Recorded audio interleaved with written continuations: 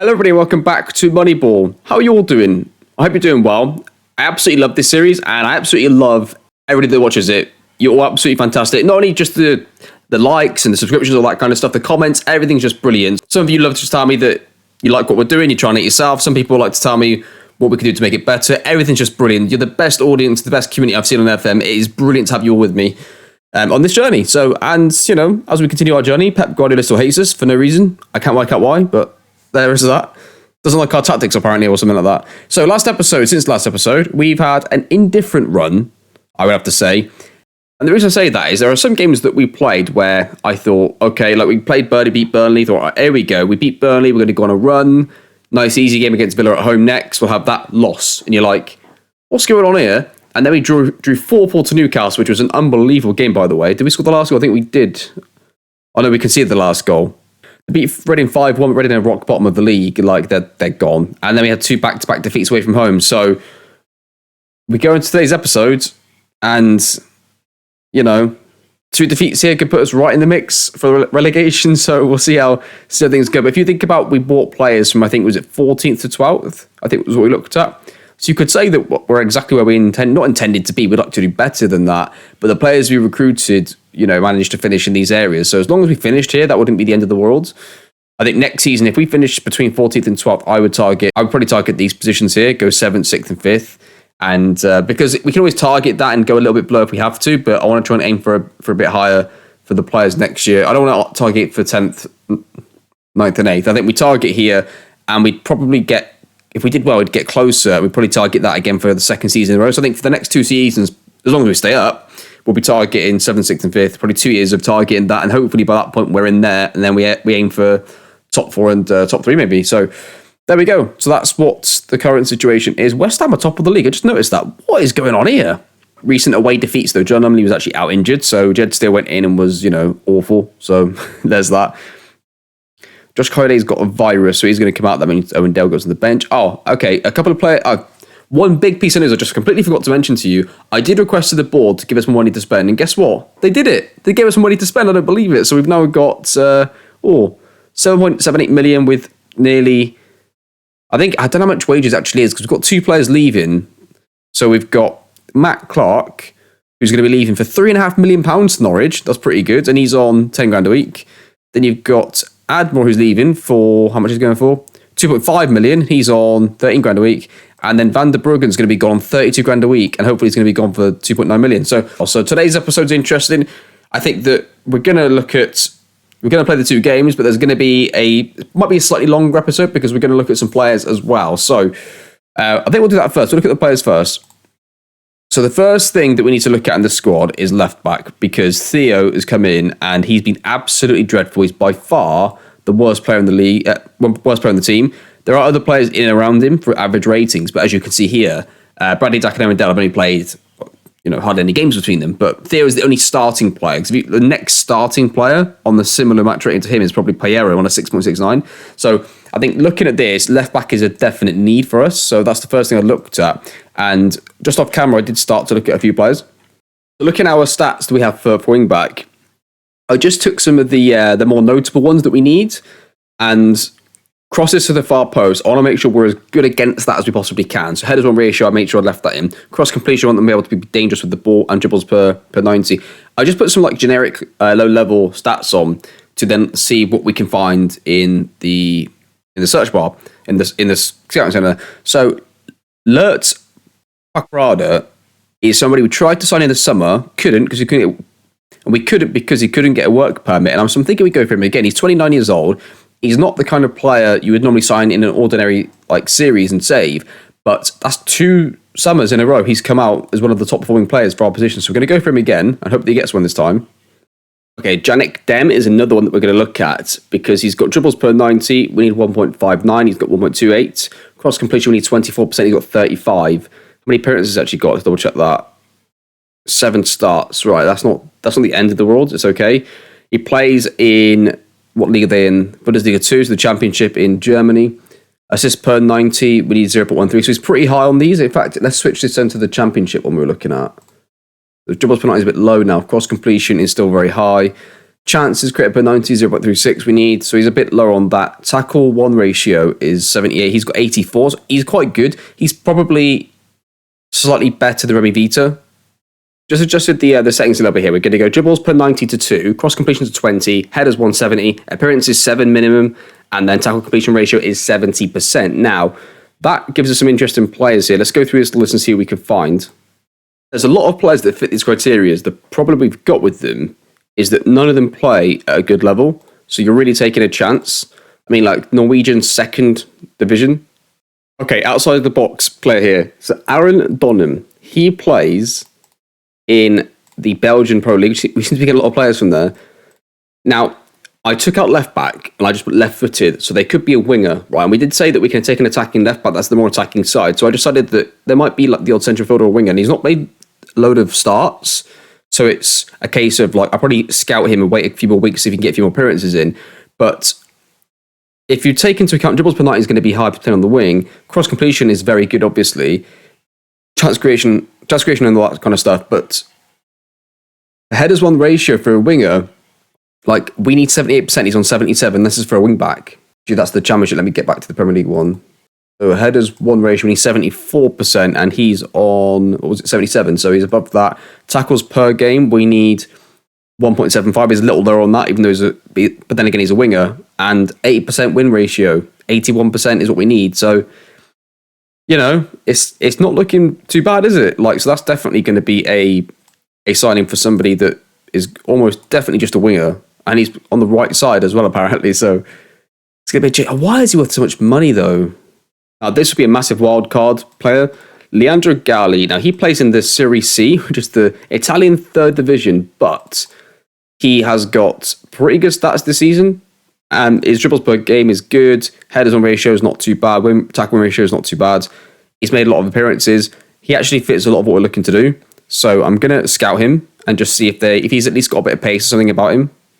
Lazar Vujanic, he looks very good to me. He's not really good enough in the air, but his tackle 1 ratio is incredibly high.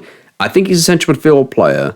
So you think maybe that would put his tackles per game up, but it seems quite in line with most of the players.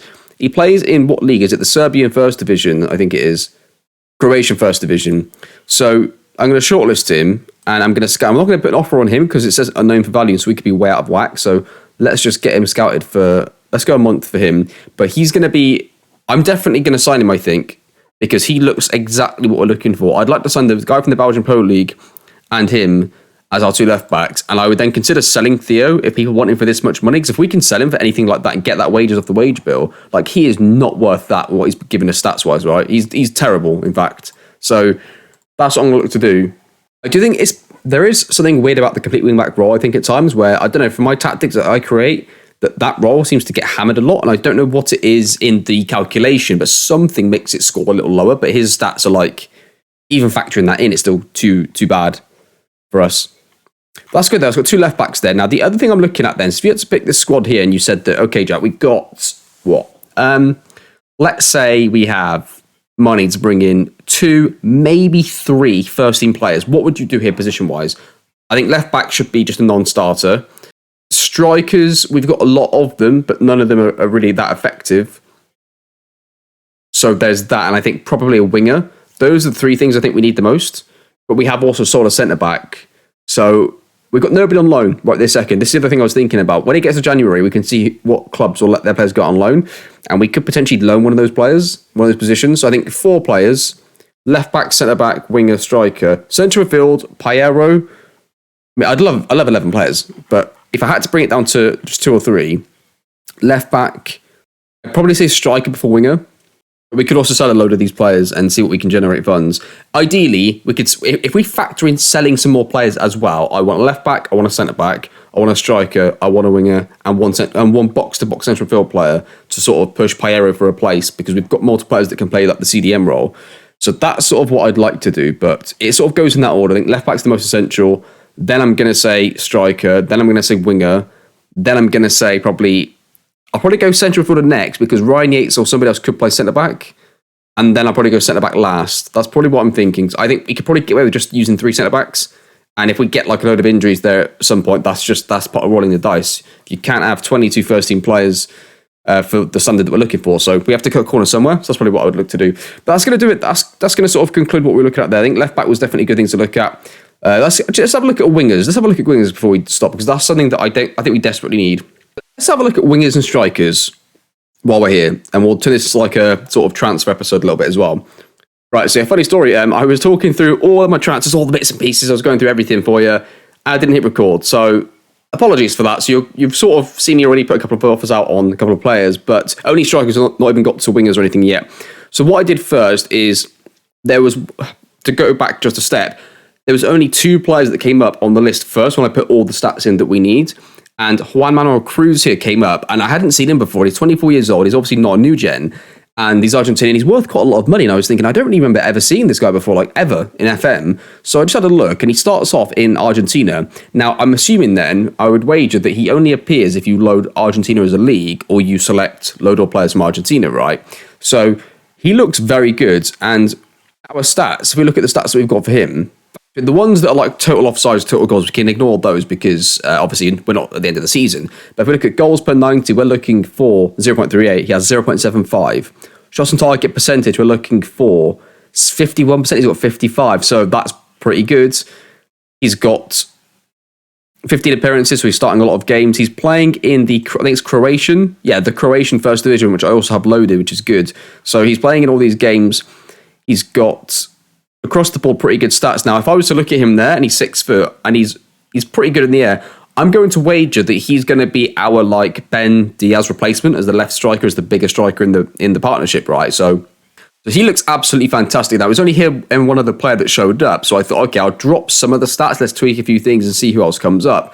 We tweaked a few things, and you can see this is the full list. It's only a few players, but somebody came up that's really interesting. It's this player here, Anders Havertveit Riest. Now, he plays in the Norwegian First Division, and he's doing all right there. So he's obviously not a new gen either. He starts the game off as a youngster at the club here, and I have Norway loaded as a playable nation. So I just noticed him, and I was looking through his stats here, and he's made 8 starts and 3 sub appearances in the Norwegian First Division, which again is a top league. So just looking at some of the stuff here. So goals per 90, we need 0.38, he has 0.57. Which is good. But the biggest thing, look at this. Shots on target percentage is 62%. We only need 51. And it's definitely an issue. It is, 51. So that's been an issue for us, is striker scoring. So he looks really, really good. Now, dribbles per 90 is something else that I would look at here. So we look at that. He has 1.84. We need 0.90. But that's factoring in both strikers. So one of them's going to be slightly bigger and do less than the other. So that would indicate, and I really hope after we scout him that he's quick. If he is quick, that is a absolutely brilliant 2 Moneyball signings there.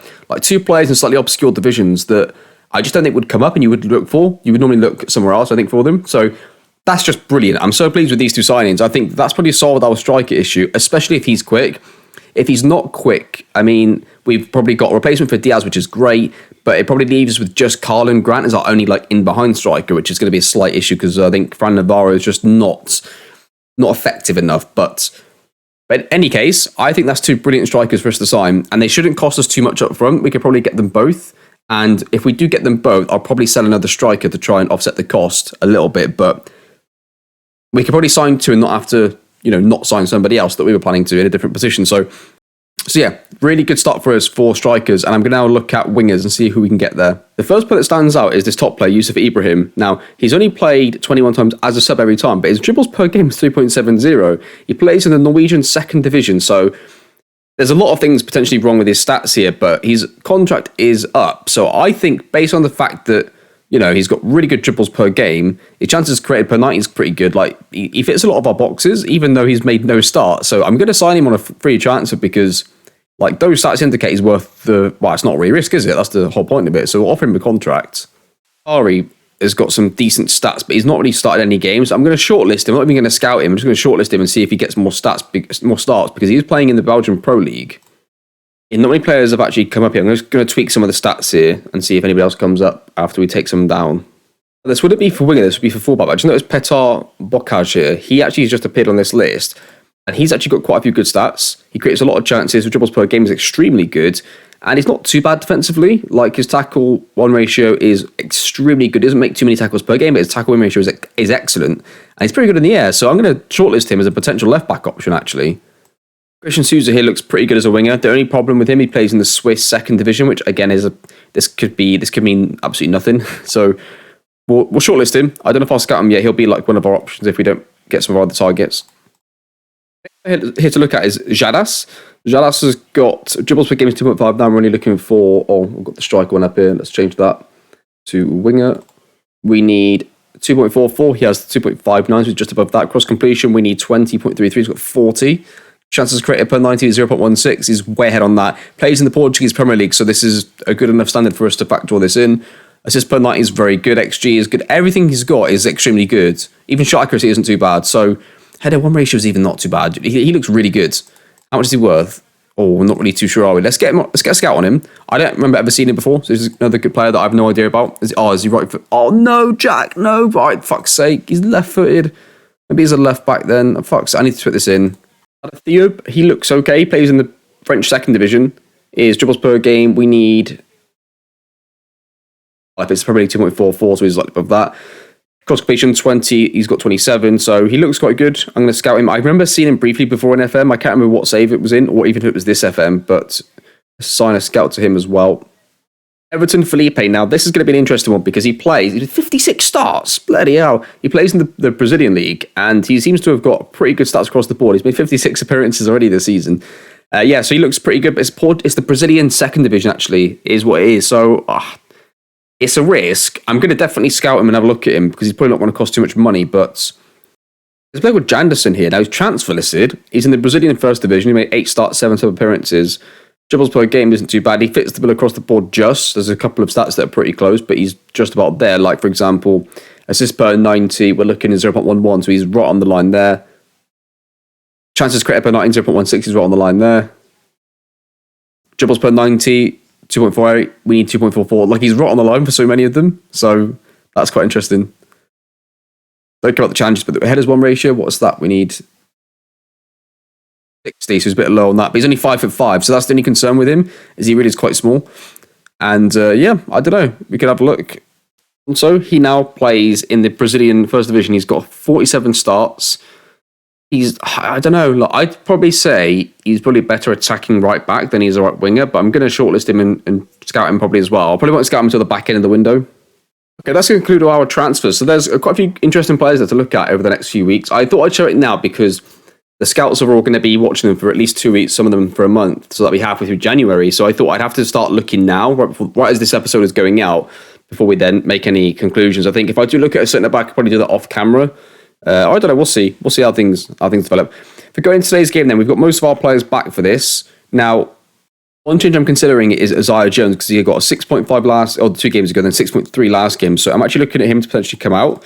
Now, Callum Robinson, I think, may be a better option to start on the left side, so we could do that and see if that works. Nunley seems to do better on the left, but we need something from somewhere, so that'll be the change. Ben Diaz, he's actually really bad in matches. There was a goal where against Newcastle, the cross comes in, and the goalkeeper goes up for it, misses it, and he heads it in, and his match rating's high, and he gets a goal, and it sort of inflates it a bit. But if he can just get rid of that, comes deep to get ball, that'd be great. The team then is going to be Lumley in goal with Aina, Marvin, Adrian, and Theo at the back. Payero, Yates, Nunley, Robinson in the middle, Grant and Diaz up front.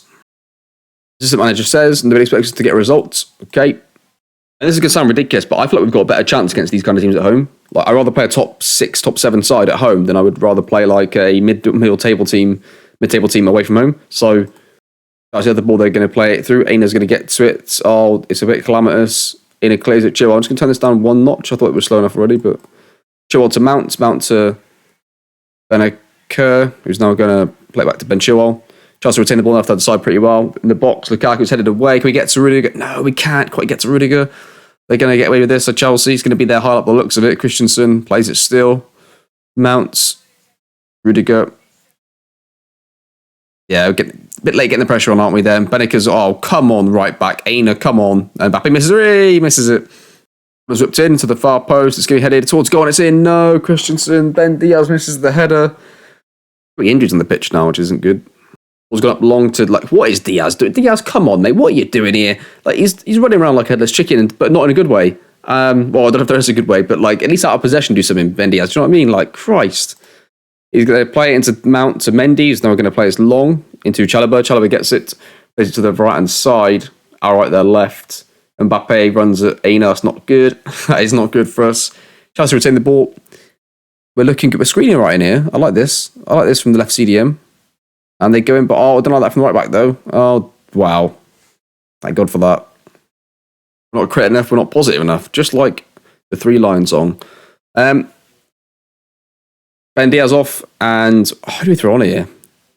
And Navarro another game, because we need somebody up there.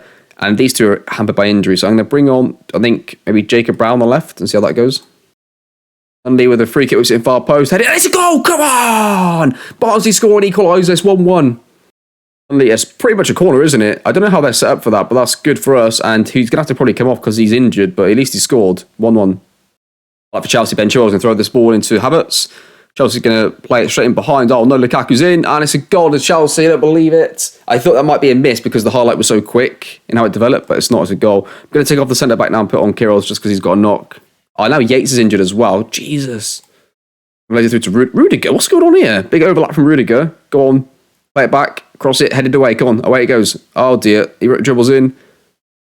Havertz to Ben Chilwell. They're quite inverted, the Chelsea fullbacks, aren't they? Rudiger shoots. Oh, you've got to be joking me. Oh, hey, he's missed it as well. Come on, we've got a chance. They keep missing these like open goals.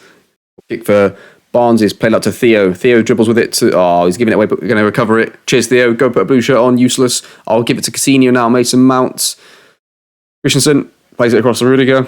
And Chelsea going to keep building with their 4-4-1-1 formation, which is unusual. I don't see that too often. Lukaku, Rudiger, Hudson-Odoi dribbles through. He's going to be in, I think, the looks of it. He is. Theo gets to it, Lumley. Can we get to this? No. Chelsea's going to be their highlight. It's just a matter of if they score. Hudson-Odoi.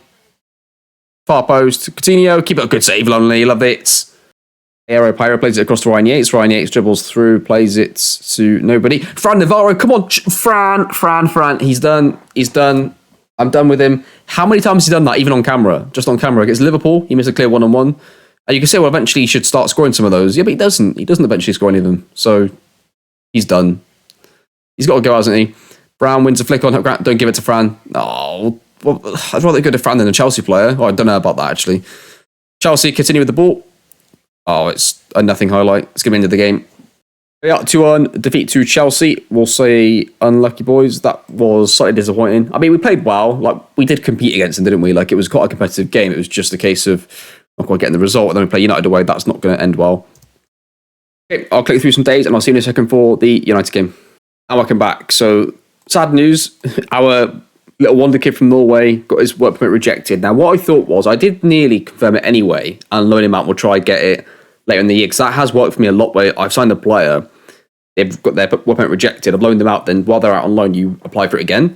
I don't know if it's because they're already in the Premier League then or something that messes with it, but the only reason I still rejected it was I feel like we can go for him again in about a month's time and he'll still come to us. But I wanted to make sure we use the budget for players we can actually use before we did that. It was only going to cost us 500 grand, but he cost us 15 grand a week in wages, so I think next time I'll offer him a more reasonable contract, let it get rejected, bring him in, loan him out, hopefully loan him straight back to his Norwegian club, but then next year we'll have him, and at the end of the season when our attributes revealed, we'll see if it was a good signing or not as well. So, yeah, that'll be that. 3 changes to the team then, so Yates and our centre-back were both out, so they both get replaced. Now, Casper Denor was brought in as a right-back, but he can play central field pretty well, and CDM, so he's going to play as our pivot player. And then I put Isaiah Jones back in. The only reason is that actually when we were winning a few games, he actually was part of the team that started. He always seems to be good from the start. And then we can bring somebody else on after that to replace him. So that's what the changes are going to be for today's game. Striker, I mean, Fran Navarro is so frustrating. Like, he's so frustrating. He gets in so many good areas as well. But we'll start off with Diaz and Grant. As the manager says, the media have given you a lot of credit lately. What media has he been reading? That's a joke. Early for United, this is going to be a tough game. They're in a team that play well at home and they've got probably an attacking mentality you'd expect. It's crossed in or keeper saves it. Here it goes. Here goes the whole match of just us defending. Hope they missed the chances that Chelsea did. Oh, it's a goal kick for us. No, I'm going to play it from the back and then ping it. Oh, there we go. Sancho's in, plays it across. Solskjaer. Oh, and it's squeezed in 1-0. Is it Fernandez, to Ericsson? I think I might turn this, instead of just commentating over the inevitable goals, let's just talk about a future episode. So I think that we'll have, oh my God. Yeah, we'll have a lot of opportunity to look at players, but I think we'll look at the players that we've looked at and try and sign them all. If I can't see a better striker, I'm definitely going to sign that Norwegian lad and then loan him out. The wingers I haven't looked at yet. I have got one offer accepted on, I can't remember the name now. It was the one in the Belgian Pro League, the winger. So I've had an offer accepted on him. I can't remember his name off the top of my head. So he's been accepted. I think it was Norwegian himself as well. Nunney's in. Oh, Nunners. Nunners, what you doing? With these two back-to-back defeats, that puts us, I think, one place outside the relegation zone, but having played the same amount of games now. So at least we've got Chelsea United out of the way, you know what I mean? Especially United away. Like, that was always going to be a tough one. I feel we have more of a chance getting a point against Chelsea away later on than United away at the back end of the season. As Bruno Fernandes goes through, just to hope that we don't get smashed here. Oh, it's two. Like for Barnsley, Piero to Theo, whips it in far post. Colin Grant's going to get to it. He's going to play it to Nor. Back in. Zai Jones. Ben Diaz scored at the far post. It might be offside. It could be 2-1. Oh. That's like the first half probably. It's headed away. Pogba's going to retrieve it. United are going to continue their attack. Fernandez. Ericsson. Fernandez. Oh my goodness. I mean, goalkeeper's an option as well. I'm not that impressed with Lumley at all. Like, he's letting a lot of long-range goals. They're disappointed with the lads, but we can't really say too much to this. I'm going to take Piero off to keep him fresh for the next game, really. And let's throw on Bradley Dack, who's going to hopefully be leaving. It's 4-0. I didn't see what happened. What's really annoying is I feel like that a lot of our players should be able to be sold for a decent amount of money. But whenever I offer players at the moment, I'm getting no offers for anybody. Like, even when I'm offering them, fucking Fran Navarro, come on. Even when I offer them out for me paying half the wages, I still get no offers. I don't know if there's something wrong with my save, because I know this can be an issue sometimes, but it seems even worse. Fran Navarro. No, he still missed. Fran Navarro. I've almost got to play him for the comedy aspect of this. But yeah, so that's been frustrating. Like, I don't know. It's hard to make profits on players. I can't get offers for anybody. Hoping that when it gets to January, that the club's interest levels on players will go up, so we'll be able to. And I mean, and I say that even when clubs are interested in players, as the wanted sign, they're interested in the player. I offer the player to them for a discounted rate, for money, and for the wages, and it just goes away. I don't know what's going on. I cannot explain it to you. It is really annoying though, because it stops making profit on players when ordinarily in a save everybody else would play. Like, normally we would all play, we'd be making profits on these players, but we can't at the moment. I think Dack's the most recent player. I had interest from Aberdeen, so he goes up north. Hey Brad, packed your bags for you. Train station's that way, and Aberdeen is up north. Okay, I'm going to say unlucky boys. We're coming in for a bit of criticism after some of our more disappointing results of late. Barnsley boss unwilling to experiment. Barnsley manager Jack Serres seems reluctant to experiment tactically in recent games, despite his team's poor performance in the league. And it is 4-2-4. It is not a 4-2-4. It is a 4-4-2. I'll have you know. Entertainment. It's not entertaining, is it? Like, it might be for the United fans, but not for a neutral. So, shit article. Right. Oh, 4 defeats in a row. Oh, no. And look at the fixtures we've got next. Oh. There's no point in doing a squad team talk now, because we could do it. We could still draw or lose in the next 2. Oh, I don't know. They're both home games, though. West Ham are top of the league, by the way, so that's not an easy game. There isn't really a good run of fixtures to do it for. Maybe I should do a team talk next. We could get a result against Tottenham. And we could get a result against Arsenal. I think I will do it next. Because the next logical time to... the fixture list isn't kind to us on the back end. Well, we need to make sure we're up going into that game. That's what we could save ourselves, is Wolves to Watford. That's where it could be won or lost. But if you look at Premier League table as it is, 3 points clear. Goal difference is not the worst, but it's not the best down there. I think originally I said City West Ham. I'm not going to do that, actually. What we'll do is we'll come back for the Southampton and Arsenal games here. So we'll skip through this little January period. And then we'll finish it like after the transfer window, though. So anything that happens, we'll do in that episode. And we'll conclude all our transfers. So we'll do like a January special next episode. Southampton and Arsenal, get through these games and see where we're at. And hopefully we're still outside the relegation zone going into these 2 games. But let's do the episode. Thank you to everybody watching the series. It's the best series I've done, I think, so far. I absolutely love it. I love all the interaction I'm getting. Thank you very much for watching. We're getting there. I will see you next time.